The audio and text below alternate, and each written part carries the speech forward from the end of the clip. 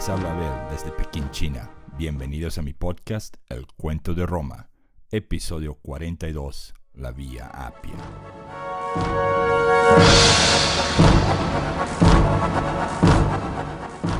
Ninguna vía, camino o ruta de comunicación ha cambiado la historia del mundo occidental tanto como la Vía Apia, hoy conocida como la Vía Apia Antigua. Estrechos naturales terrestres, tales como la Ruta de la Seda o la Ruta del Ámbar, y líneas marítimas, tales como el Estrecho del Gibraltar, todos pueden argumentar que tuvieron su importancia y que hicieron lo suyo para cambiar el curso de la historia. Como otro ejemplo, la distancia entre Maratón y Atenas, que fue recorrida por un griego en tiempo récord para anunciar la derrota de los persas, por supuesto que fue súper importante, pero ese recorrido no era una calzada propiamente dicha. La Ruta de Seda tampoco era una vía marcada, mantenida o creada por un poder estatal, ni siquiera por un grupo de estados o imperios. Así que si hablamos de rutas o caminos, o más específicamente de calzadas romanas, esta fue la calzada romana que verdaderamente cambió la historia de Roma. No solamente porque fue la primera o porque fue la más famosa, pero por muchas otras razones. Y hoy vamos a dedicar nuestro episodio a esas razones y al creador de esa calzada romana, un censor romano de origen sabino llamado Apio Claudio, luego conocido como Apio Claudio el Ciego. Y cuando mencionamos a Apio Claudio, por supuesto que también vamos a darle un espacio a otra de las obras maestras de ese mismo hombre, un acueducto subterráneo llamado Aqua Appia. Pero antes de hablar de Apio Claudio y de la Aqua Appia o de la Vía Appia, quiero contarles de mi dilema de esta semana. Cuando era la hora de elegir alguna frase que enmarcara lo que la Vía Appia verdaderamente significaba, tuve muchas opciones. Demasiados estrategas, generales, escritores y estadistas, pasados y presentes, tuvieron sus opiniones acerca de la Vía Appia, y no fue fácil elegir a uno. Al final he elegido lo que un cierto Publio Papinio Estacio dijo de la Vía Appia allá por el año 69 después de Cristo. Fue el año en que este Estacio se mudó de Nápoles a Roma, y esto es lo que ese hombre dijo: Appia longarum territur regina viarum.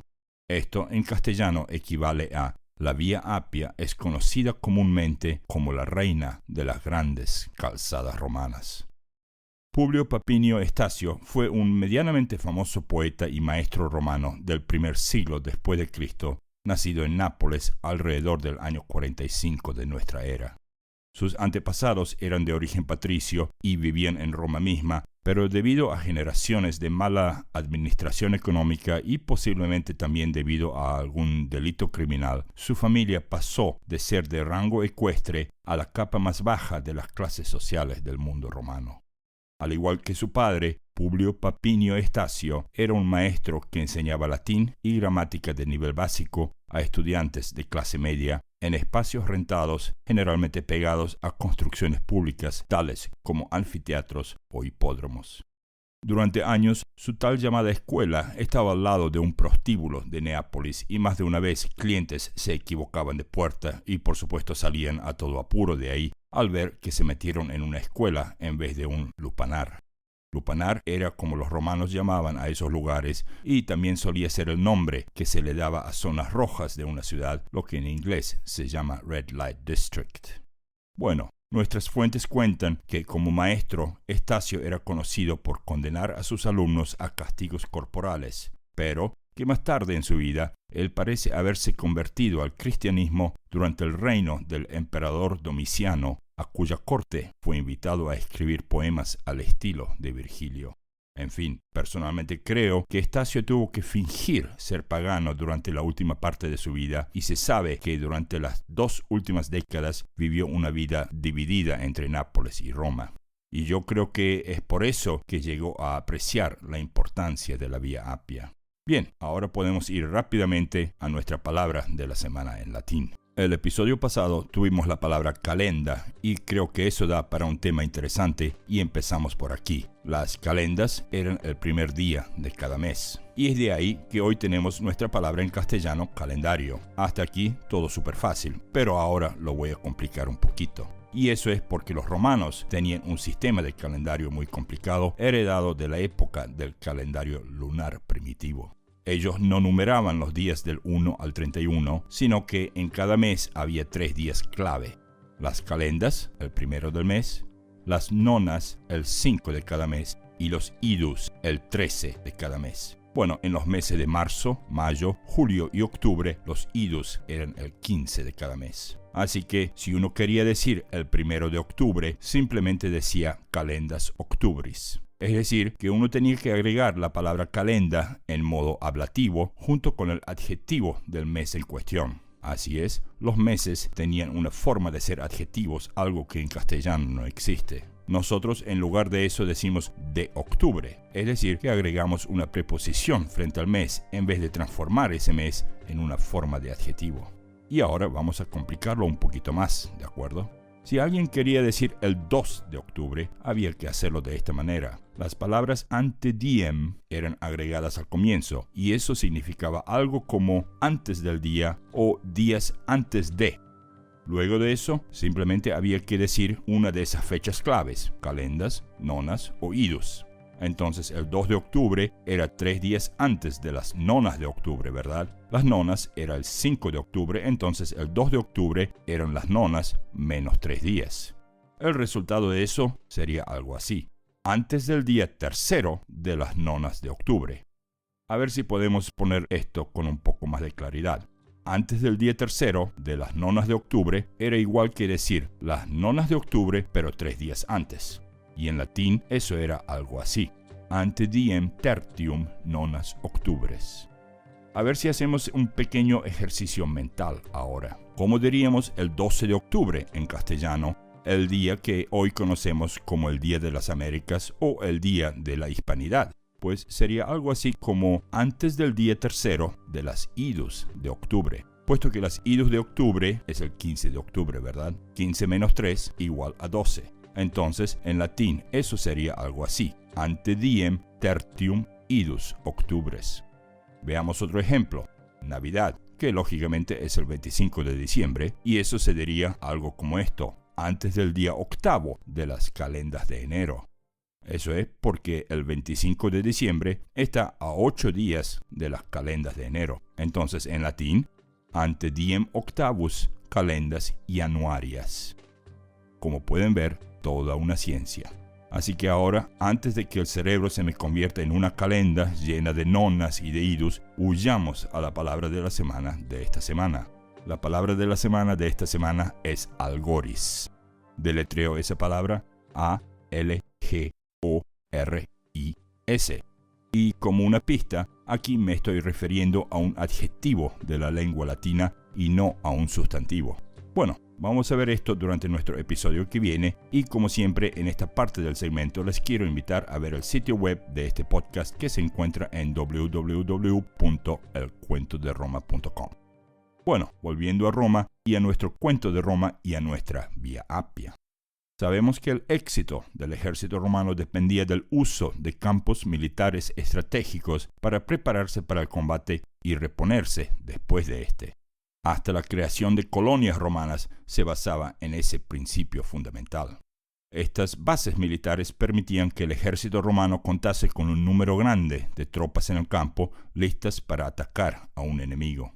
Y también sabemos que durante los últimos años de la República Romana, los romanos se convirtieron en los amos del arte del abastecimiento de tropas. Pero ese no fue el caso durante los tiempos del censor Apio Claudio.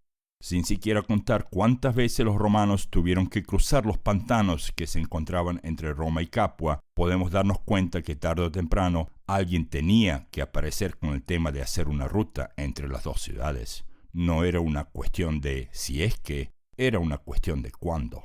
Además, esos pantanos estaban infestados de malaria y otras enfermedades.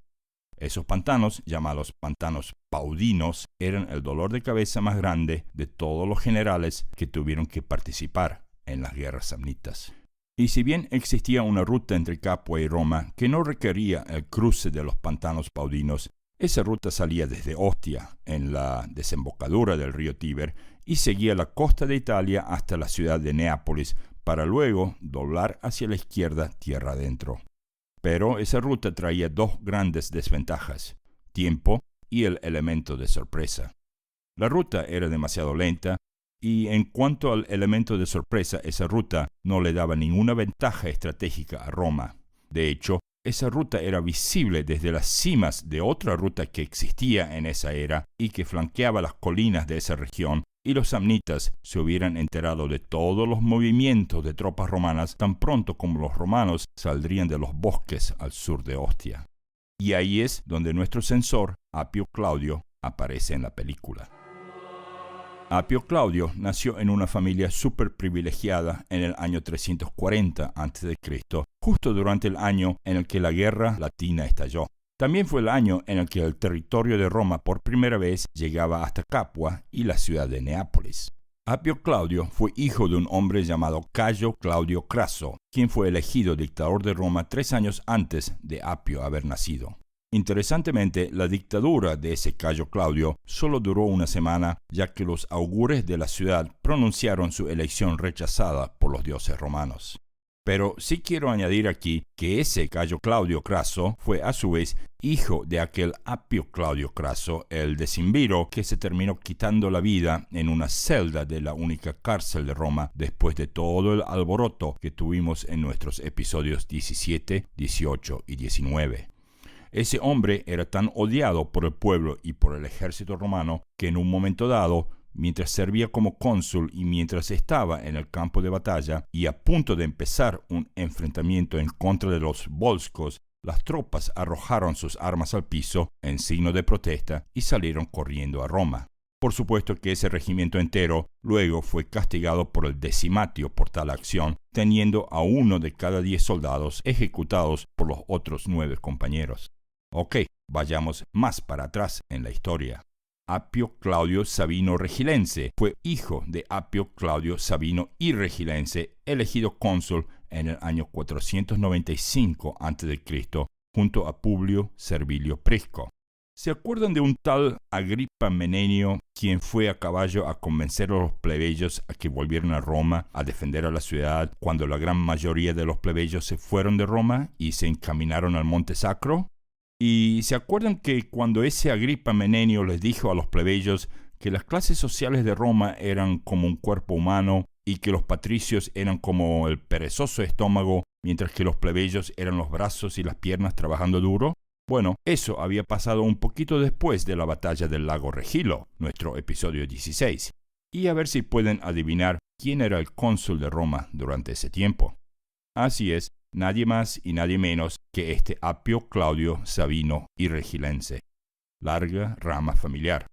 En realidad, la familia de los Claudios se extiende aún más hacia atrás, a los tiempos cuando los sabinos y los romanos hicieron paz entre ellos después del famoso rapto de las mujeres sabinas allá por nuestro episodio 3.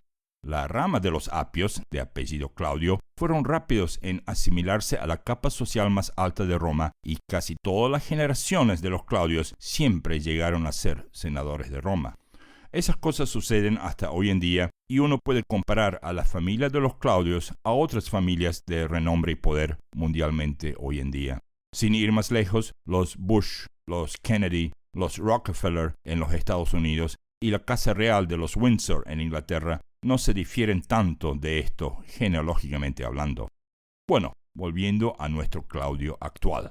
A la edad de 27, Apio fue elegido como censor de Roma, a pesar de que el protocolo para eso era primero haber servido en alguna posición militar antes de asumir el mando de un censor, o por lo menos haber sido elegido como cónsul antes de eso. Pero bueno, como él era un miembro de una familia privilegiada de Roma, no me sorprende ni en lo más mínimo que esa irregularidad haya pasado por debajo de los radares de los tribunos de esa época. Esas cosas siempre suceden. Apio Claudio fue elegido junto a otro miembro de una familia conocida en Roma, un hombre llamado Cayo Plaucio Deciano, quien era mucho más viejo que Apio y mucho más respetuoso de las leyes de Roma. Y digo respetuoso porque en cuanto Apio asumió el mando como censor, un cargo que teóricamente era por 5 años, pero que luego fue acortado a 18 meses, Apio les dio a saber a todo el mundo que él no pensaba en bajarse de la silla del censor. Por supuesto que todo el mundo se acordaba de lo que había pasado con el abuelo de Apio y todo el escándalo que hubo en Roma por eso, y con ese propósito hasta el compañero de Apio, es decir, ese otro censor Plaucio Deciano, decidió abandonar su cargo de censor. La razón por la que Plaucio decidió hacer eso era porque, por tradición, cuando uno de los dos censores dejaban su puesto o morían por cualquier causa, el otro censor también tenía que dejar su puesto vacante. De esa manera pensaron, Apio se iba a tener que ir de su puesto de censor.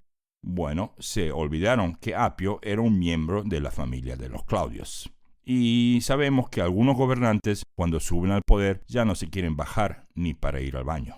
En fin, lo que sí hay que decir era que este Apio era un poco, mucho más astuto que sus antepasados y que él se protegía por medio de leyes divulgadas que totalmente favorecían a las clases más pobres de Roma. Un típico populista, en mi opinión, pero la verdad era, la honesta verdad era, que Roma en aquellos tiempos realmente necesitaba de alguien que le diera un respiro a los pobres de Roma. Leyes, edictos, alivios salariales y hasta promesas de tierras a ser repartidas entre gente sin tierras eran razones muy potentes por las cuales el Senado de Roma se veía sin poder y sin idea de qué hacer con este Apio. Apio hasta promulgó que hijos de libertos, es decir, gente que eran esclavos en algún momento anterior en su vida, podían obtener acceso al Senado de Roma. Por supuesto que eso hacía que a algunos senadores de Roma se les ponían los pelos de punta, pero, por el otro lado, Apio también era suficientemente sabio como para promover fundaciones de colonias romanas por toda Campania y todo el sur de Italia. En nuestra saga familiar, los hijos de Espurión, hijo de Espurio el arquero, vieron sus vidas mejoradas debido a ese tipo de leyes y promulgaciones. Espurión, ya viejo, vio la llegada de la Vía Appia desde Roma como un salvavidas y un verdadero milagro. Y en muchos sentidos la Vía Appia verdaderamente fue un milagro. Sus hijos, Espurio, Publio y sobre todo el más joven Marco Cílico, así llamado por su conocimiento de escultura y de trabajar con piedras, todos encontraron trabajo en las obras de Apio Claudio cuando planes de la ruta entre Capua y Roma comenzaron a ser realidad. Espurio y Publio fueron empleados por uno de los ayudantes personales de Apio Claudio y se destacaron en la parte de los pantanos paulinos, mientras que Marco Cílico finalmente pudo abrir su propio taller de escultura donde se dedicó por casi un año entero a crear vívidas imágenes religiosas que adornarían a las tumbas de las familias que ya estaban planeando poner a sus antepasados en casitas funerarias a lo largo de la nueva vía. Así es, otra vez los romanos estaban creando una nueva costumbre, y esta vez se trataba de crear pequeñas casitas, en realidad pequeños mausoleos familiares, a lo largo de toda la Vía Nueva, que en realidad era así como los romanos llamaban a la Vía Appia por los 3 primeros años, hasta que el nombre de Vía Appia se les metió en la cabeza. Y en parte, eso era por la velocidad a la que esa vía se construyó. Construida primeramente para poder conectar Roma con Capua, ese tramo de la ruta fue hecho en un solo año. Apio ni siquiera les preguntó permiso a los senadores de Roma. En realidad, Apio Claudio primero construyó el primer acueducto de Roma, llamado Aqua Appia.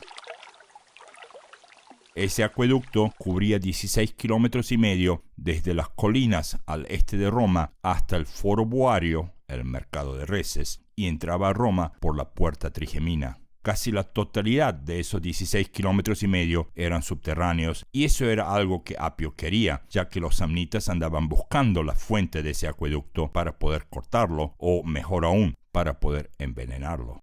Y lo más maravilloso era que en todos esos 16 kilómetros de largo, el nivel de agua solo bajó 10 metros, lo que causaba que el agua fluya constantemente y de manera quieta. Una verdadera pieza de ingeniería. Bueno, esa obra le ayudó a Apio ganarse las voces del pueblo, ya que el acueducto solo abastecía a los barrios más pobres de Roma y no poseía la fuerza de subir el agua a las 7 colinas, con la excepción de algunas partes del Monte Aventino. Futuros acueductos tendrán más fuerza como para abastecer a todas las colinas. Y dicho sea de paso, esa corriente de agua fue descubierta por su co-cónsul, ese mismo Cayo Plaucio, y a partir de ese momento, Cayo Plaucio recibió el cognomen, o sea, el añadido apellido de Venox, que en latín significa cazador. Plaucio era un buen cazador y no tuvo problemas en hallar la fuente de agua como para abastecer a la población de Roma. Ahora, unos 73.000 metros cúbicos de agua entraban a Roma diariamente. Agua limpia de montañas. Para poner esto en perspectiva, hoy en día, cuando uno se ducha, en promedio utiliza entre 10 y 30 litros de agua. Si una persona se toma una ducha larga de media hora con una fuerte presión de agua, esto puede convertirse en unos 100 litros. Ahora, 1 metro cúbico de agua son 1.000 litros de agua. Si bien los romanos no se duchaban como nosotros lo hacemos hoy, esto significa que ahora Roma tenía suficiente agua limpia para casi 1 millón de personas tomarse una ducha de unos 10 litros de agua a diario. Y Apio tampoco les había pedido permiso a los senadores para ese acueducto. Ahora, con el tema del agua resuelto, el censor se puso manos a la obra con el tema de la ruta que le permitiera a los romanos llegar a Capua en tiempo récord. Y aquí llegamos a un punto que todavía nunca nos pasó en este podcast. Así es, algo que nunca me sucedió en este podcast hasta ahora acaba de sorprenderme hasta a mí mismo. El tema de la Vía Appia, merecidamente famosa, bueno, eso sí, todo el mundo está de acuerdo, se fue largo, bien largo. Cuando comencé a escribir este episodio, hasta tuve miedo que el tema en sí no daba para un episodio normal y que terminaría siendo un episodio extremadamente corto, pero miren lo que pasó. Estoy a 3.700 palabras y todavía no hemos hablado de los siguientes 5 puntos. 1. El crecimiento de la Vía Appia y cómo es que más tarde esa vía llegó hasta la ciudad de Brindisi. 2. La diferencia entre esa vía y futuras calzadas romanas y cómo se hacían esas calzadas desde sus cimientos y los materiales que se utilizaban. 3. Las leyes pertinentes a la Vía Appia. Por ejemplo, mientras caminantes tenían que darle el derecho de paso al ejército romano, el ejército romano tenía que darle derecho de paso a un cónsul y a su séquito. Y un cónsul y su séquito, a su vez, tenían que darle derecho de paso a una mujer embarazada si ésta estaba sentada en un caballo, mula o burro y acompañada por su esposo. Bueno, leyes como estas a montones y esa parte se va a poner bien divertida. 4. Las distancias y demás detalles que normalmente le interesarían más a un arquitecto o a un ingeniero civil. Y 5. También quería crear una lista de las mayores calzadas romanas que siguieron, por lo menos las 10 calzadas más importantes de los 1000 años que siguieron. ¿Ven a lo que me refiero? Y hasta no mencioné la ceguera de Apio Claudio durante los últimos años de su vida. Y tampoco pude mencionar a los hijos de Falvio de Tusculum y cómo la localidad de Tusculum comenzó a perder importancia por culpa de esa misma vía. Veremos cómo los descendientes de Marcia, nacidos en una región perteneciente a Roma, pero educados de una manera un tanto peculiar, deciden regresar a Cartago y olvidarse de Roma. Y tampoco pude mencionar a los hijos de Lucio en Roma misma y cómo finalmente la familia entera llega a unirse bajo un nuevo líder, también llamado Pater Familia, llamado Lucio Eugenio, así apodado por su generosidad en la casa que ahora dominaba el valle entre los montes Aventino y el Foro Boario. Finalmente, como una cuarta rama de la familia, quiero también introducir a los descendientes de aquel Cesón, hijo de Aeliana y Lucio, que se fue a vivir al norte de Roma y de quien nunca llegamos a oír mucho. La razón por la que quiero introducir esta cuarta rama de nuestra saga familiar es que uno de los descendientes de Cesón se convertirá en el pontífice máximo de Roma en el siglo que estamos entrando, y eso es algo que verdaderamente vale la pena entender en detalle. Personalmente considero que cuanto más uno ve esas cositas cotidianas de la gente que vive en esa época, más uno puede entender qué era lo que andaba por las mentes y los corazones de esa gente. ¿Eran felices? ¿Creían que vivían en tiempos modernos? ¿Qué tipos de trabajos tenían y cómo se mantenían a flote en una economía que está a punto de explotar? Como ven, este episodio realmente no pudo darse en un solo episodio. La Vía Apia terminó siendo un tema tan grande que no solo empujó a los samnitas y a otros pueblos de Italia fuera de sus montañas, pantanos y esferas de poder, sino que también empujará a todos mis episodios un peldaño más abajo, con la excepción de nuestro segundo episodio de biografías llamado episodio 44, Plutarco y Dionisio de Halicarnaso. Pero eso todavía está a un episodio más. Por lo pronto, nuestro próximo episodio será episodio 43, La Vía Apia, segunda parte. Gracias por escuchar y hasta el episodio que viene.